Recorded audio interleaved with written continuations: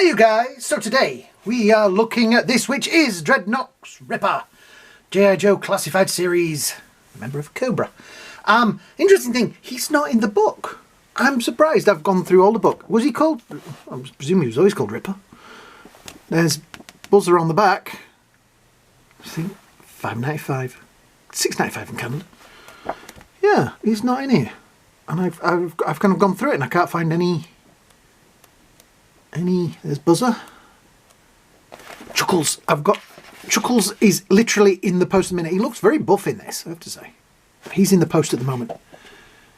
Philip M. Provost, perhaps, whatever his name is. Yeah. So yeah, there is Cover Girl. They've reissued her on. I may have to get her.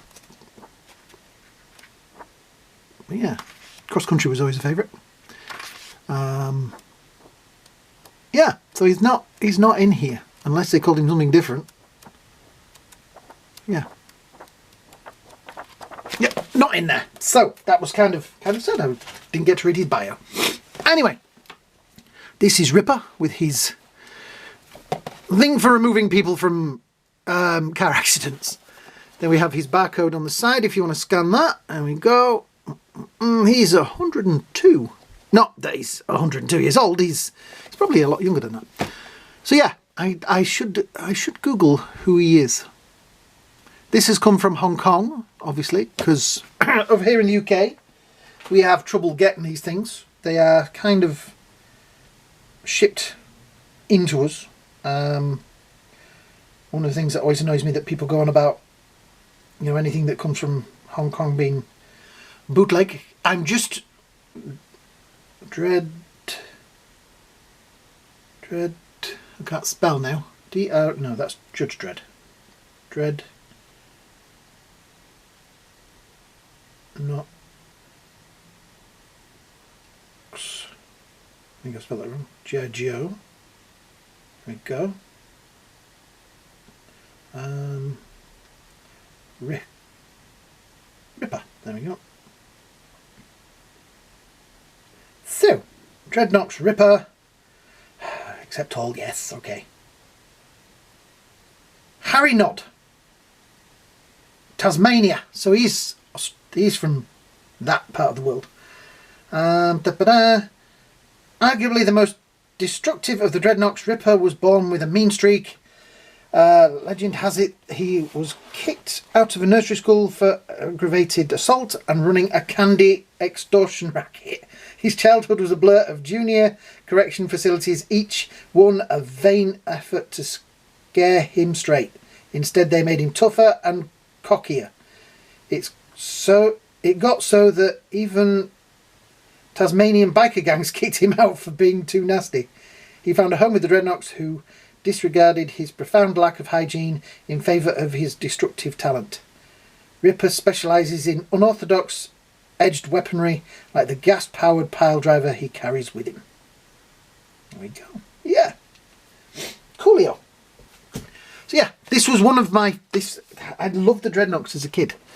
I keep saying as a kid. I was a teenager when I was buying these. Yes, he was one of my favourites. This is one of my favourite lines of action figures. And they are now... Again, so the glasses on this guy, again, are going to be... Oh, let me just show you the back of the... I didn't show you the back of the box. So there he is. There is his... He calls it a pile driver. Guns, knives, razor blade earring, tattoos, yep, legalese, artwork down the side. I'll show you that, and everything on the box. Right, because you guys want to see the figure. Ding dang. Right, we have...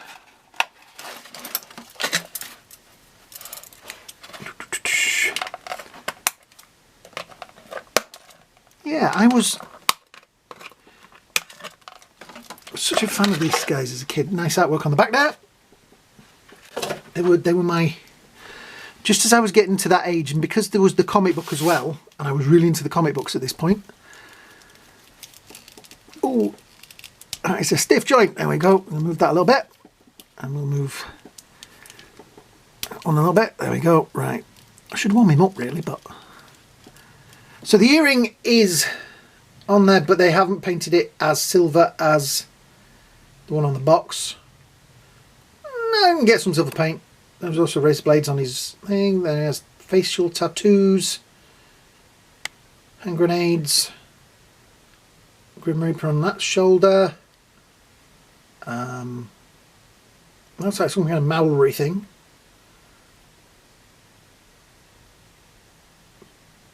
Rip through there. Bracelet on that side. Specky thing on that side. What do they call those? That is loose, which is nice, so you can manoeuvre it.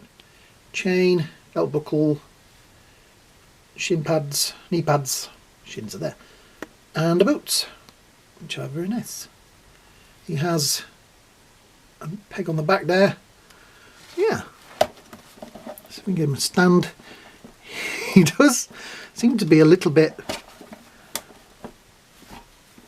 of a lean to one side. There we go. So this bit there looks a bit wibbly wobbly, but we'll get to that. There we go. Right. Oops.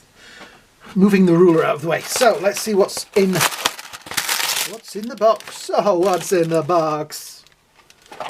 What is in the box? In this case, probably somebody said it. Right, let's make sure we get all of the junk out of here this time. It feels like it. I'm getting a little mound of those backs over there. It's kind of, it's telling. Right, so the gun goes, well, the gun, actually, let's have a look at that. That is a pretty cool little prop. Because it is a gun with a serrated blade on it, which is kind of cool. Yeah. So we'll plug that in there, like so. And then we shall take, where is it? This. Can we get into there? Cut through the sellotape.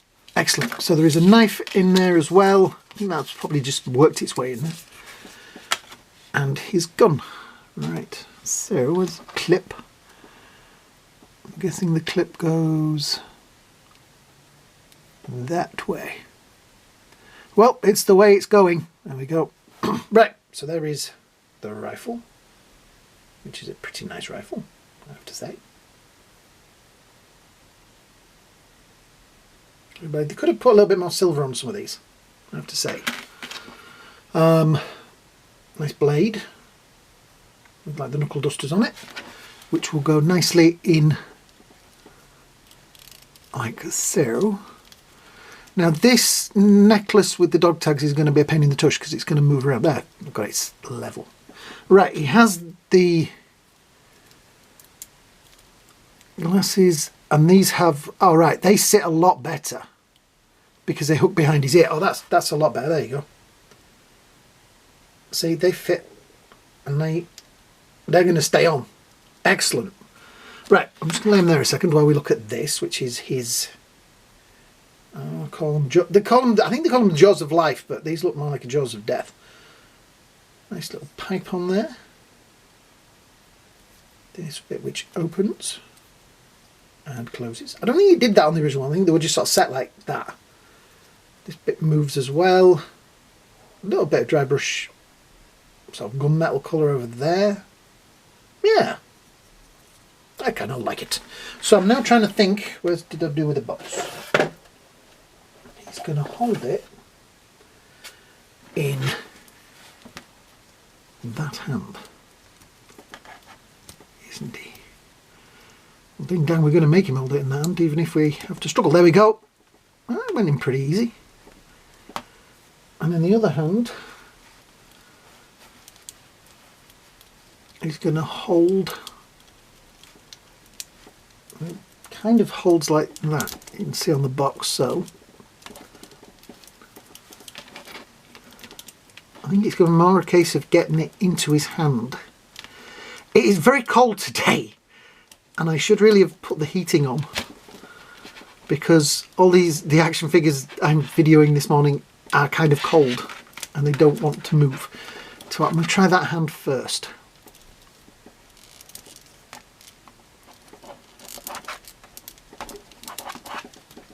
There we go. That one there, and then right, give me a moment and come back to me. Right, after a little bit of messing about, I've got it in. It's weird. So you get that hand in and that hand pops out. You get that hand in and that pops out. And it's really difficult to get that hand in. You've got to struggle with it. But then it's really easy for it to fall out. It's weird. But yeah, I think that's probably how he's going to stand on the shelf.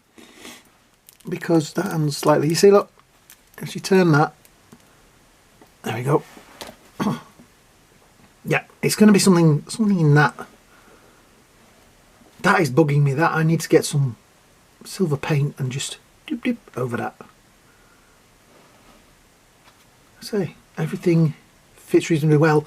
It is positionable. I know I will mess around with it and I will get it into a better, I don't know, a better pose. But I kind of like that.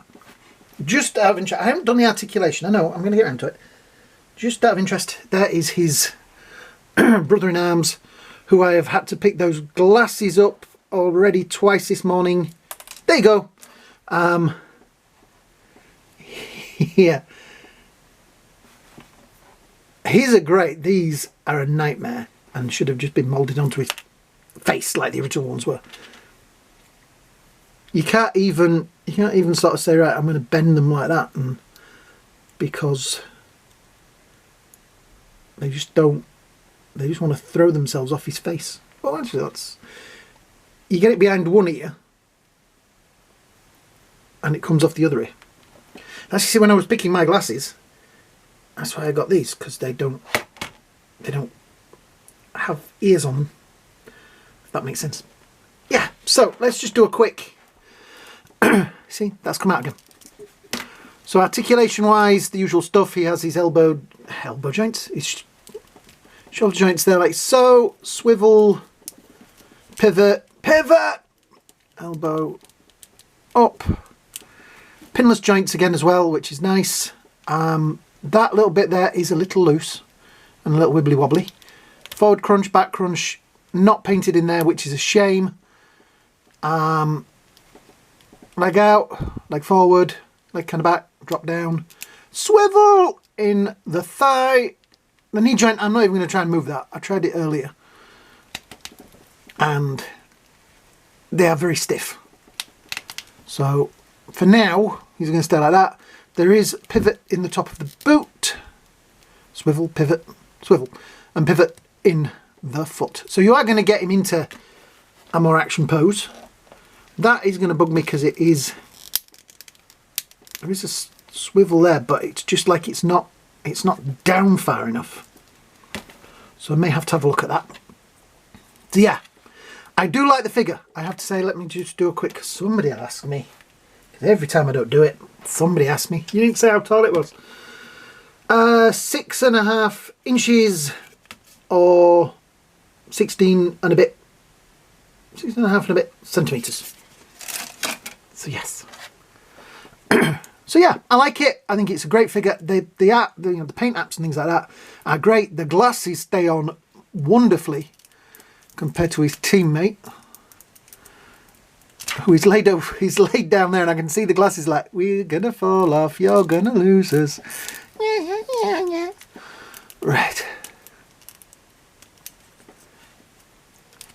Let's go in there. Go on. Yeah. Let's see. You mess around with that. I will get it into a position that I am happy with. His eyes are very scary under there. I can see why they did him with the Ray-Bans or whatever they are. The Oakleys? I don't know. What kind of glasses would he wear? I'm sure somebody out there will tell me. Yeah.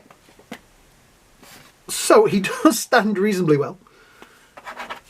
There we go. So I just need now to get Zartan. Oh, I've got Zartan's sister over there, Tana. I should have brought her over. So yeah, there we go. That is kind of it. I do like it. The aesthetics of these are really, really pleasing. I just look at them and I think these are what I imagined the figures being when I was a kid, because they didn't look this cool when I was a kid. They were very, very, very kind of basic figures. But I just really, really enjoyed G.I. Joe, because it just had so much play value back in the day. Because you had the sort of military side, and you had the spy side, and you had the underwater, and that's why the original G.I. Joe Action Man sort of thing, the bigger dolls were fun, because you could make whatever you wanted. And I loved the Action Force figures that we had when I was a kid, SAS Force and all that. I may have to find some of those. I have them somewhere in my collection. Oh, I have so much in my collection. So yeah, so I'm going to wind this video up. If you've enjoyed it, then please hit the like, shares and subscribe buttons down there. It all helps the channel. Yes. So me and the Dreadnoks, we're going to go off and have... Who wants a tea? You both want tea? Brilliant. You want a shandy? Okay, right. Well, we'll see what we can do. So I hope you all have a great day. Hope you have a great night. And we will see you all in the next video. Bye now.